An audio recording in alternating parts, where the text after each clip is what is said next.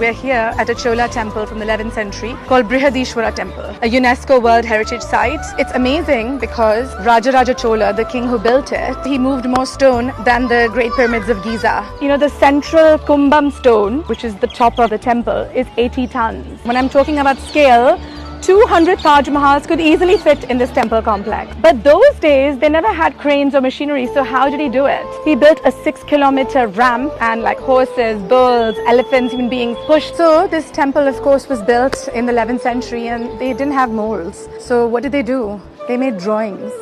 And everything is scripted. So if you look at these scripts, they're written left to right. So the natural order of the universe is left to right, right? Planets move left to right, clocks move left to right.